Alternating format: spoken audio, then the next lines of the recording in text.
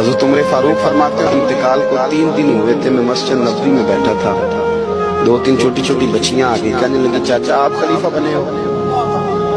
میں نے کہا پتر میں بناؤں؟ تو کہنے لگی چلیں پھر عصر کے بعد ابو بکر صدیق ہمارے گھر جاتے ہیں۔ میں نے کہا پتر آپ کے گھر کیا ہے؟ کہنے لگی ابا فوت ہو گئے، بھائی کوئی نہیں، ہم نے نا بکریاں رکھی ہوئی، وہ روز عصر کے بعد آتے تھے، بکریوں کا دودھ دھو کے ہمیں دے جاتے تھے، کچھ پی لیتی تھی، کچھ بیچ کے گزارا کر لیتی تھی۔ 3 دن ہو گئے، میری ماں روتی ہے، بہنیں روتی ہیں، کون آئے گا؟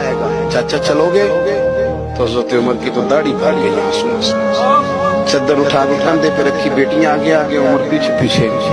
ایک صحابی رستے میں ملے، عمر کہاں جا رہے ہو روتے ہوئے؟ عمر اور روئے، کہنے لگے یار کیا بتاؤں، ابو بکر صدیق رستہ بڑا مشکل کر گیا میرے، اس کے رستوں پہ چلنا اتنا کٹھن ہے، اتنا مشکل ہے